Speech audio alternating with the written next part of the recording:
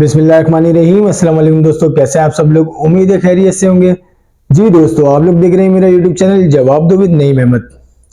दोस्तों, आज का वीलॉग थोड़ा सा लंबा हो सकता है, तो ये वीलॉग आप लोगों ने पूरा एंड तक लाजमी देखना है, क्योंकि इस वीलॉग में हम बात करेंगे जो आफाक अहमद साहब ने एक दबंग खिताब किया है। वो खिताब मैं आपको बताऊंगा कि उन्होंने क्या खिताब किया है। इसके अलावा बानी एमकेएम जनाब अल्ताफ हुसैन साहब ने अब से कुछ देर पहले अपने टिकटॉक के प्लेटफॉर्म से एक बयान जारी किया है, उस बयान पे भी बात करेंगे। इसके अलावा जी निगरां वजीर आजम के हवाले से जो खबरें चल रही है उस पर भी कुछ बात करेंगे।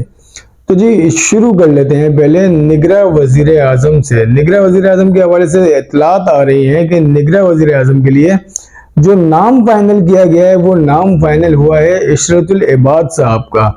जी हाँ, इशरतुल इबाद साहब, ये वही इशरतुल इबाद साहब हैं जिन्होंने एक 14 साल तक जो है इस सूबे सिंध में जो है वो गवर्नरी की है। एक एल्फी गवर्नर के नाम से वो मशहूर हुए थे और उनका ताल्लुक जो है वो एमकेएम से था। उस वक्त की एमकेएम जो कि एक एमकेएम हुआ करती थी, आप लोग को अच्छी तरह याद होगा। जिस तरीके से इशरतुल इबाद साहब जो है लंदन से आशीर्वाद लेके और पप्पी लेके पाकिस्तान आए थे और फिर इनको गवर्नर बनाया गया था, बिल्कुल वैसे ही जैसे मुस्तफ़ा कमाल साहब जो है वो भी बड़े आशीर्वाद लेके दुबई से पाकिस्तान आए थे, कराची आए थे और उन्होंने भी जो है यहाँ पर मेयरशिप संभाली थी।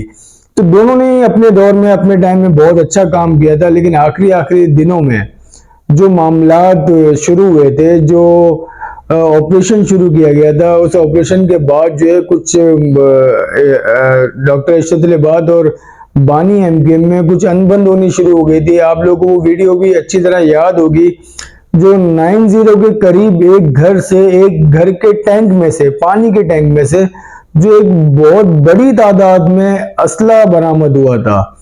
उस असले को जब डिस्प्ले किया गया था तो पूरा ग्राउंड भर गया था और उस ग्राउंड के पास जो है गवर्नर सिंध, उस वक्त के गवर्नर सिंध डॉक्टर इशरतुल इबाद ने जो है वो मीडिया से गुफ्तगू की थी, जिसमें उन्होंने वो बड़े स्टाइल से और सब कुछ बताया था कि ये जो असला निकला है और ये जो है असला ऐसा लगता है कि फौज से लड़ने के लिए रखा गया था। यहाँ से जैकेटें निकली थी जो बुलेट प्रूफ जैकेटें होती है, वो सब आप लोगों को याद होगा। तो उससे जाहिर ये होने लगा था कि बानी एमकेएम और इशरतुल इबाद साहब में कुछ अनबन हो रही है और मामला सही नहीं है। उसके बाद जो है वो फिर मामला जो है वो बिल्कुल फ्रंट पर आ गए थे और ये सब मामला जो खराब हुए थे बानी एमकेएम और इशरतुल इबाद के, वो जो 2014 में जो ऑपरेशन शुरू किया गया था उस ऑपरेशन के नतीजे में हुए थे। उसके बाद जो गवर्नर सिंह को उनके ओहदे से हटा दिया गया, वो अपने ओहदे से हट गए।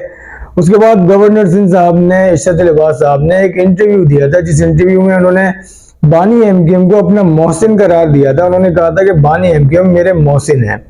अब इनके इस बयान के बाद जो है मेरे मुस्तफ़ा कमाल साहब ने भी बहुत सारे बयान दिए थे, जिसमें मुस्तफ़ा कमाल ने डॉक्टर इशरतुल इबाद का नाम जो रखा था रिश्वतुल इबाद उनका नाम लिया था और उसके ऊपर इस नाम के बाद डॉक्टर फारूक इशरतुल इबाद के ऊपर जो है मुस्तफ़ा कमाल साहब ने बहुत ज्यादा इल्जामात भी लगाए थे। वो सब आप लोगों को याद होगा। ये वही इशरतुल इबाद साहब है जो अब निगरां वजीर आजम बनने जा रहे हैं। ये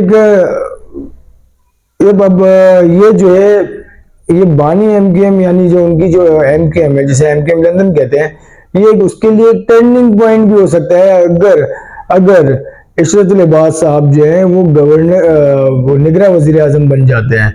क्योंकि कहीं ना कहीं लगता है कि इशरतुल इबाद साहब के दिल में कोई सॉफ्ट कॉर्नर तो है एमकेएम के लिए, बानी एमकेएम के लिए। और दूसरी तरफ अगर हम ये देखें कि जिस तरीके के बयानात जो है वो मुस्तफ़ा कमाल साहब ने इशरतुल इबाद साहब के हवाले से दिए थे, तो हो सकता है कि उन बयानात को देखते हुए अगर ये निगरां वजीर आजम बन जाते हैं इशरतुल इबाद साहब, तो इन बयानात को देखते हुए वो कुछ चूड़ियां भी कस सकते हैं एमकेएम पाकिस्तान के हवाले से। मतलब उनका करना ये होगा कि वो बानी एमकेएम को जो है वो रिलीफ देना शुरू कर दें। अगर वो बन जाते हैं निगरां वजीर आजम तो बहुत कुछ ऐसा हो सकता है। लेकिन इतलात अब तक ये ऐसी भी आ रही है कि ये जो बात चली है इरशाद इबाद साहब के हवाले से कि उनको निगरान वजीर आजम बनाया जाएगा, उसके ऊपर भी जो है वो क्वेश्चन मार्क लग गए हैं बहुत ज्यादा। और कहा जा रहा है कि मियां मोहम्मद सोमरो जो है उनको निगरान वजीर आजम बनाया जाएगा। अभी ये दो नाम जो है, एक इरशाद इबाद और मियां मोहम्मद सोमरो, ये दो नाम जो है सर फहरिस्त हैं। लेकिन यहाँ हमारे पाकिस्तान में हमेशा से होता है, यही आया है कि जो नाम बताए जाते हैं लोगों को, जो नाम दिखाए जाते हैं, जो नाम ज्यादा सुनाए देते हैं लोगों को कि ये बंदा जो है वो निगरान वजीर आला होगा या निगरान वजीर आजम होगा या निगरान कोई भी होगा, तो उसका उलट ही होता है, वो बंदा होता नहीं है और कोई और भी बंदा निकलता है। अब देखते हैं ये जो दो नाम आ रहे हैं, इन दो में से कोई एक नाम फाइनल होता है या कोई सरप्राइज होता है जो कि अचानक से दिया जाए, और वो सरप्राइज जो है जो हमारे वजीर खजाना है इसाक डार साहब, वो भी हो सकते हैं। चलो जी, अब बात कर लेते हैं थोड़ी सी जो आफाक अहमद साहब है। आफाक अहमद साहब ने कल एक खिताब किया, तो अपने खिताब में आफाक अहमद साहब कहते हैं, मेरी बानी मुतहद्दा से नजरियाती इख्तलाफात हैं जिसे दूर भी किया जा सकता है। क्लियर मैसेज दे रहे हैं वो आफाक अहमद साहब कि मेरा उनसे नजरियाती इख्तलाफ जरूर है जिसे दूर किया जा सकता है। तो आप इसका मतलब आप समझ सकते हैं। और बाकी वो क्या कह रहे हैं, जो कल उन्होंने खिताब किया, अपने खिताब में उन्होंने क्या कुछ कहा वो मैं आपको एक क्लिप में दिखा देता हूँ कि आफाक अहमद साहब अपने क्लिप में क्या फरमा रहे हैं। आइए वीडियो देखते हैं। अच्छा, अब एक सवाल इसमें बड़ा मेरी निगाह से नहीं गुजरा। इसमें लिखा कि गवर्नर सिंध ने किसी टेलीविज़न चैनल के ऊपर बैठकर कहा किसी सवाल के जवाब में कि आफाक अहमद को जब चाहेंगे, जिन लोगों ने इत्तेहाद करवाया वो आफाक को भी ले आएंगे। तो आप लोगों को क्या तवक्को है कि मतलब बाकी लोगों की तरह आफाक अहमद को कोई हकार लेगा? अच्छा, जिस अंदाज में मुझे लिखा है कि वो जिन लोगों ने इत्तेहाद करवाया वो लोग आफाक को भी जब चाहेंगे ले जाएंगे, तो कामरान किशोरी जो है वो मासूम सा आदमी है, उसकी किसी सवाल, उसके किसी भी कमेंट्स पर या किसी भी बात के ऊपर मेरा रद्द-ए-अमल जाना मुनासिब नहीं है। जो उन्होंने कहा वो कह दिया मासूमियत से, और मेरे ख्याल है जिन लोगों के लिए कहा वो कामरान किशोरी से ज़्यादा जानते हैं आफाक अहमद को। अच्छा, इसमें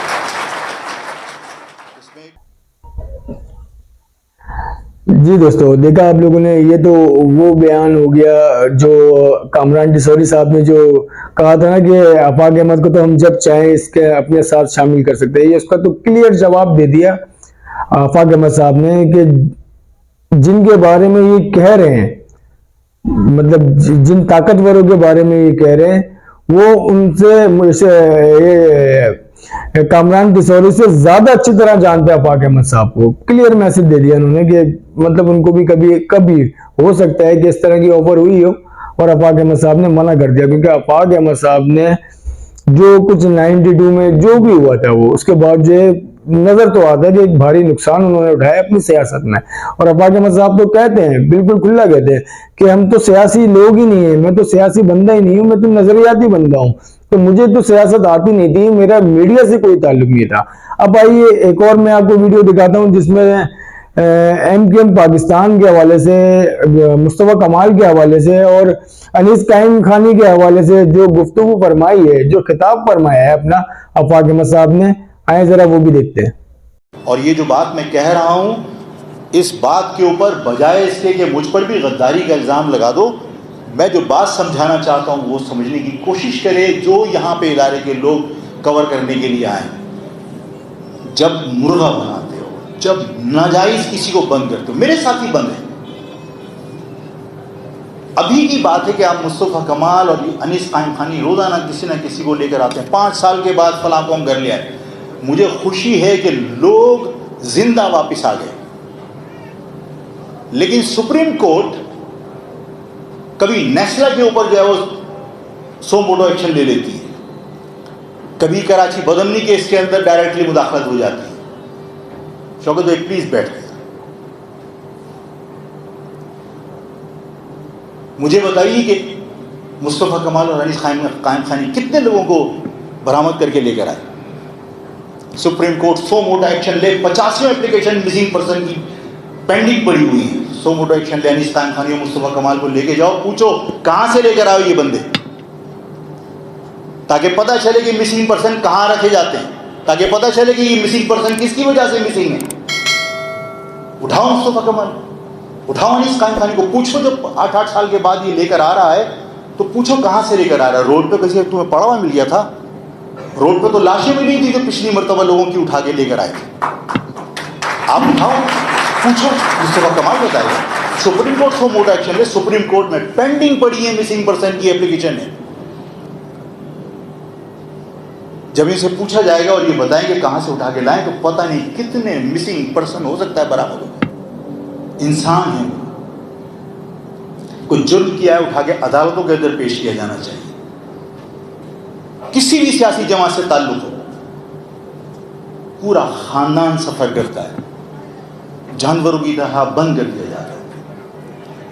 इन सारे हालात के अंदर सिर्फ वो लोग कसूरवार नहीं है जो जुल्म कर रहे हैं, कसूरवार वो लोग भी हैं जो जुल्म खामोशी से बर्दाश्त कर रहे हैं।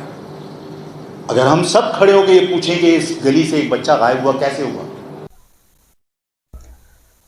वाकई अगर देखा जाए तो आफाक अहमद साहब का कहना गलत नहीं है, वो बिल्कुल सही कह रहे हैं। जब सुप्रीम कोर्ट जो है वो नस्ला टावर के ऊपर सोमोटो ले सकती है, तो ये जो इतने लोग जो लापता हैं, सदियों से सालों से जो लोग लापता हैं, जिनकी पिटीशनें डाली गई हैं, लाहौर हाई कोर्ट में देख लें, सिंध हाई कोर्ट में देख लें, इस्लामाबाद हाई कोर्ट में देख लें, या सुप्रीम कोर्ट में देख लें, हर जगह जो पिटीशनें डाली गई हैं, लेकिन उनके ऊपर कभी कोई सुनवाई नहीं होती और केस जो है वो लटका दिए जाते हैं। तो इसके ऊपर कभी अदालत अगर सोमोटो ले तो जहां से ये लोग निकाल के ला रहे हैं अनीस कायम खानी और मुस्तफ़ा कमाल साहब, तो वहां से इनको बुलाया जाए और इनसे पता किया जाए, इनसे पूछा जाए कि भाई कहां से लेकर आए हो और लोग कहां पर है, तो वहां से फिर बहुत सारे लोग जो है वो बाजियाब हो सकते हैं। अब आ जाते हैं जी बानी एमकेएम जनाब अल्ताफ हुसैन साहब पे। बानी एमकेएम अल्ताफ हुसैन साहब ने अब से कुछ देर पहले अपने टिकटॉक के प्लेटफॉर्म से एक बयान दिया, और ये बयान उन्होंने दिया है जो कौमी असेंबली में जो धड़ाधड़ बिल पास हो रहे हैं, उस बिल के हवाले से जो एक बिल पास किया गया है, उसमें जो आर्मी एक्ट हो गया और दूसरे जो कवानीन है जिनके ऊपर ऑफिशियल सीक्रेट एक्ट हो गया, इसके ऊपर जो बिल पास किया है, उसके ऊपर बड़ा खास और अहम बयान बानी एमकेएम अल्ताफ हुसैन साहब ने दिया है।